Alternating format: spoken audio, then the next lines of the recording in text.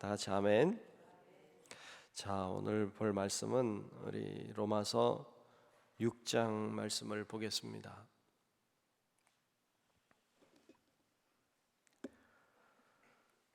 로마서 6장 1절부터 끝절까지 말씀을 교독하겠습니다.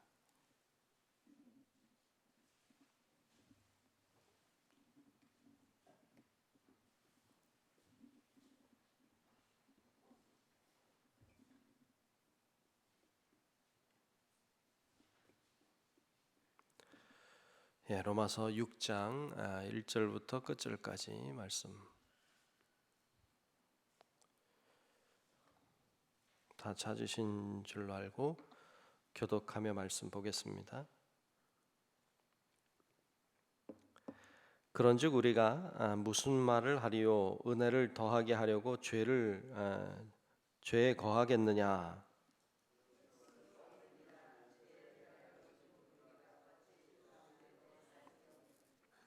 무릇 그리스도 예수와 합하여 세례를 받은 우리는 그의 죽으심과 합하여 세례를 받은 줄을 알지 못하느냐?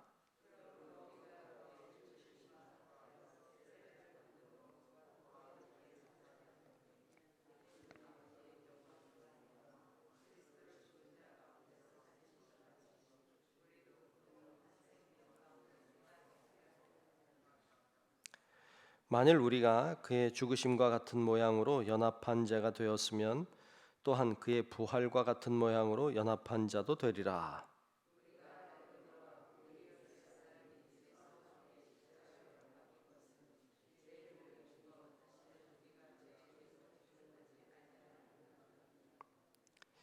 이는 죽은 자가 죄에서 벗어나 의롭다 하심을 얻었음이라.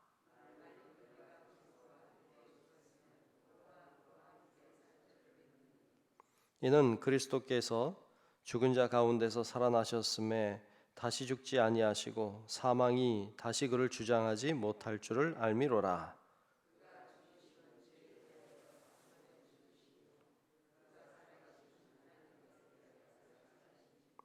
이와 같이 너희도 너희 자신을 죄에 대하여는 죽은 자요 그리스도 예수 안에서 하나님께 대하여는 살아있는 자로 여길지어다.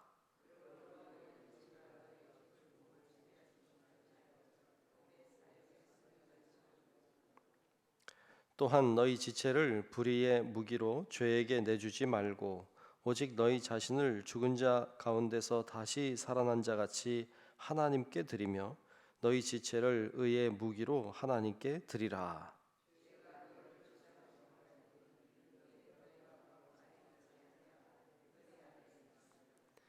그런즉 어찌하리요? 우리가 법 아래에 있지 아니하고 은혜 아래에 있으니 죄를 지으리요? 그럴 수 없느니라.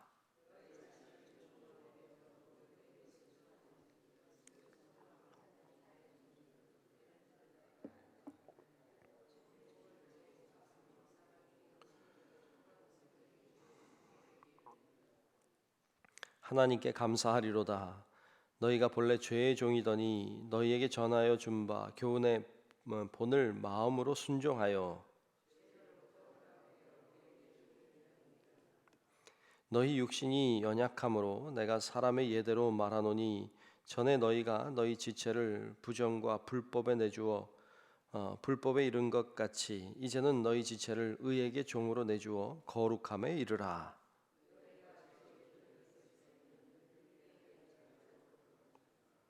너희가 그때에 무슨 열매를 얻었느냐? 이제는 너희가 그 일을 부끄러워하나니 이는 그 마지막이 사망임이라.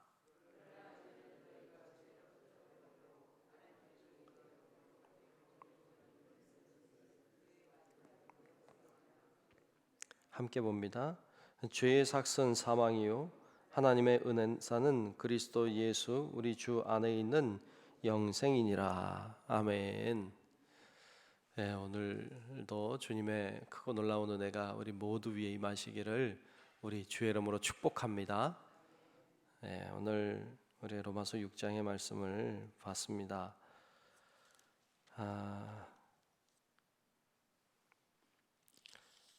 새벽에 이렇게 모이는 게 참 우리가 뭐 특별 새벽기도 했지만 우리가 계속 새벽에 늘 모여 왔었는데 못 모였 지가 참 1년이 넘었어요. 전에 어떤 말씀 봤나 봤더니 로마서 5장까지 봤더라고요. 2월 28일 날 2020년이죠. 네, 2020년 2월 28일까지 봤고, 그래서 오늘 이어서 로마서 6장 봤습니다. 1년이 넘게 왔어요. 뭐 하여튼 오늘 6장에 보면 두 가지 질문을 하고 있어요. 첫 번째 질문은 이런 질문이에요. 오늘 1절에 보면 이런 질문을 하고 있습니다. 바울이 이런 투의 말을 잘 써요. 1절에 보면 이렇게 얘기해요. 그런즉 우리가 무슨 말을 하리요? 은혜를 더하게 하려고 죄에 거하겠느냐? 이렇게 질문해요. 그리고 바울이 잘 말하는 투가 그 다음 절에 그럴 수 없느니라 이런 말을 잘해요. 그러니까 이 은혜를 더하게 하려고 죄에 거하겠느냐, 이게 무슨 말일까요? 그 앞에 보면 로마서 5장에 보면 그런 말을 해요. 20절에 보면 이런 말 하고 있습니다. 여러분 성경 있으시니까 보면 율법이 들어온 것은 범죄를 더하게 하려 함이라. 그러나 죄가 더한 것에 은혜가 더욱 넘쳤나니. 그래서 죄가 더한 것에 은혜가 넘친다. 이게 무슨 말일까요?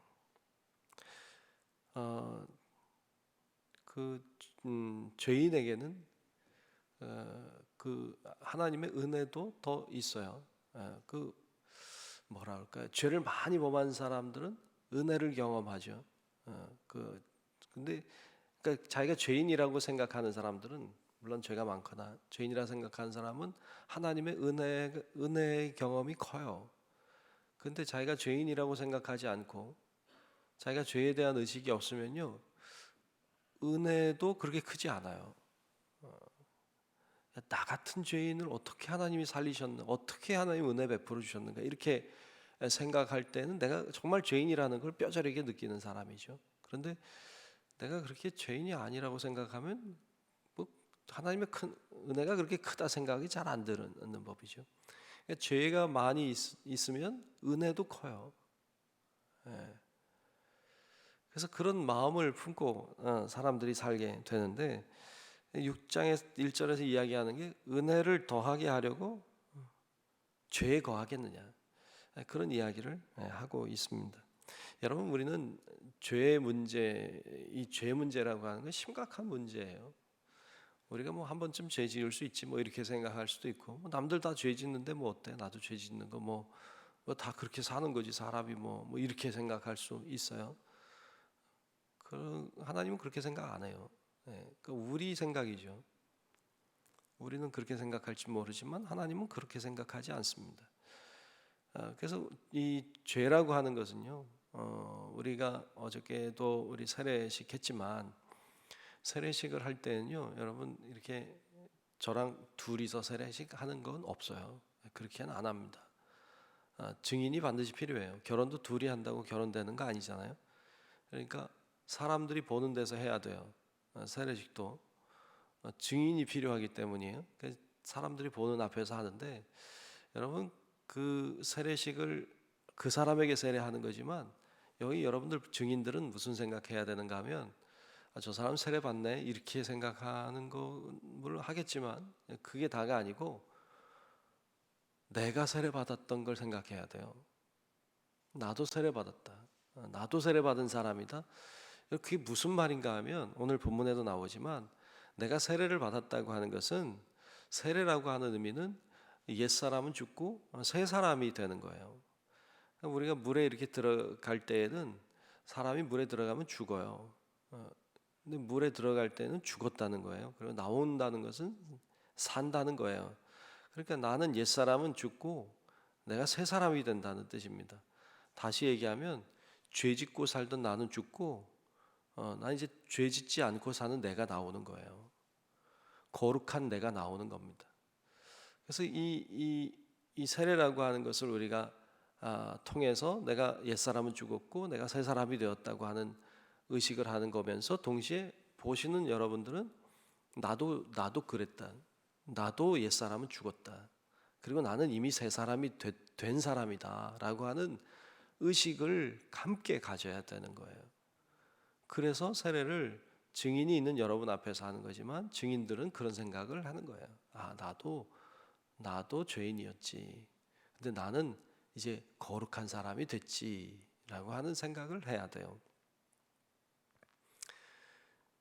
우리가 죄인이니까 죄를 짓지 이게 아니에요. 우리는 거룩한 사람이 됐어요.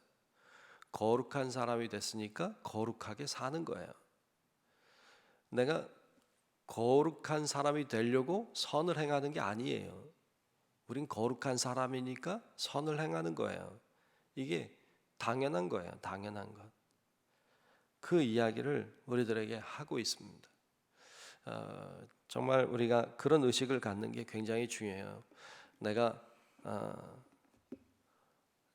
거룩한 사람이니까 거룩하게 살아야 된다. 그건 당연한 거예요.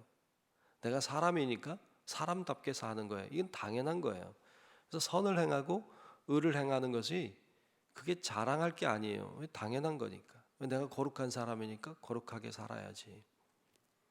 이것이 예수를 믿는 사람들의 태도가 되어야 된다는 것을 말씀을 통해서 발견하게 됩니다. 우리 성도 여러분들도 우리가 거룩한 사람이니까, 우리가 예수 믿는 사람이니까, 우리가 의로운 자가 되었으니까, 주의 은혜로 되었으니까 우리가 의롭게 살고 거룩하게 살고 말씀 따라 사는 우리 성도 여러분들 되시기를 주의 이름으로 축복합니다. 두 번째로 하는 질문이 오늘 15절에 나오고 있습니다. 15절에 보면 이렇게 질문을 하고 있는데요. 그런즉 어찌하리요? 우리가 법 아래에 있지 아니하고 은혜 아래에 있으니 죄를 지으리요? 그럴 수 없느니라. 바울이 이런 말 잘하죠. 그럴 수 없느니라. 우린 법 아래에 있지 아니하고 은혜 아래에 있어요. 법이라고 하는 것은 우리 법이라고 하는 것이 가지고 있는 특징은 죄를 알게 해요. 죄를 알게 합니다. 그렇죠? 법이 있으니까 뭐 살인하지 말라 법이 있으니까 아 살인하면 안 되는구나 깨달아요. 법은 거기까지예요. 깨달아요. 근데 이 법이 죄를 사해 주지 않아요. 죄를 없게 할 수 없어요. 법은 정죄해요. 심판합니다. 그래서 법 아래 있는 자들은 죄를 깨달을 수 있어요. 그런데 죄 용서함을 받을 수는 없어요. 죄 문제가 해결되지 않아요. 법 아래 있는 자들에게 주어지는 죄의 깨달음은 결국 십자가고 죽음이에요. 그래서 법 아래 있는 자의 결국은 망하는 거예요. 죽음이에요. 법으로는 구원이 없어요. 우리가 말씀도 법으로 알면 안 돼요. 우리가 말씀을 통해서 깨달아야 될 것은 주의 은혜예요. 우린 법 아래 있는 자가 아니고 은혜 아래 있는 자예요. 은혜 아래 있는 사람들은 용서가 가능해요. 주님, 우리가 죄를 졌어요. 하지만 주님이 우리를 은혜로 덮어주세요. 그래서 사는 거지. 여러분 법 아래 살면 구원이 없어요. 은혜 아래 있을 때 구원이 있는 거예요. 용서가 있고 삶이 있는 것이죠. 그래서 우리가 은혜 아래 산다는 것이 얼마나 기쁘고 감사한 일인지 몰라요. 그래서 오늘 마지막 절에 보면 23절에 이렇게 말씀하고 있습니다. 마지막 절에 보면 죄의 삭은 사망이요. 그렇죠? 이 죄라고 하는 건 율법 아래에 있는 죄예요. 죄의 결과는 사망이에요. 하나님의 은사는 그리스도 예수 우리 주 안에 있는 영생이니라 그랬어요. 결국 은혜 아래에 있는 사람들의 결과는 영생이에요. 이것이 오늘 말씀이 우리에게 들려주는 중요한 말씀입니다. 여러분 우리가 은혜 아래 있다는 것, 내가 거룩한 사람이라고 하는 것, 이 의식을 가지고 살아서 거룩한 자답게 살고 또 나에게 주어질 영생을 꿈꾸고 바라보고 그 믿음으로 오늘도 살아가는 우리 성도 여러분들이 되시길 주의 이름으로 축복합니다. 기도하겠습니다. 하나님 고맙습니다. 오늘 말씀을 나눴습니다. 우리가 법 아래 있지 아니하고 은혜 아래 있게 하심도 감사하고 우리가 죄 아래 살지 아니하고 거룩한 자로 살게 하심도 감사합니다. 하나님 우리가 그 은혜를 누린 자인 것을 알게 하시고 그러므로 감사하게 하시고 그래서 주의 영광을 위해서 사는 우리 모든 성도들이 되도록 하나님 도와주시옵소서. 오늘도 이 새벽에 하나님 앞에 나와 예배하는 주의 자녀들, 또 영상을 통해서도 이 시간 기도하는 우리 사랑하는 성도들 다 기억하여 주시고 은혜 주시고 하나님 앞에 정말로 중심을 다해 주의 이름을 부르며 주의 얼굴을 간구하며 사모함으로 부르짖어 기도하는 우리 사랑하는 성도들의 기도를 들으사 응답해 주시고 하나님의 놀라운 역사하심과 능력을 경험하는 이 귀한 새벽의 시간 되도록 도와주시옵소서. 아버지 하나님께서 우리와 동행하시고 함께하는 삶이 되기를 소망하옵고, 또한 하나님 앞에 오늘도 이렇게 감사함으로 드린 예물도 있습니다. 주여 성령의 능력으로 부어주셔서 귀한 예물을 통하여 하나님의 역사하심과 능력도 보게 하나님 주관하여 주시옵소서. 예수님 이름으로 간절히 축복하며 기도하옵나이다. 아멘. 하늘에 계신 우리 아버지여, 이름이 거룩히 여김을 받으시오며 나라가 임하시오며 뜻이 하늘에서 이루어진 것 같이 땅에서도 이루어지이다. 오늘 우리에게 일용할 양식을 주시옵고 우리가 우리에게 죄 지은 자를 사하여 준 것 같이 우리 죄를 사하여 주시옵고 우리를 시험에 들게 하지 마시옵고 다만 악에서 구하시옵소서. 나라와 권세와 영광이 아버지께 영원히 싸움나이다. 아멘.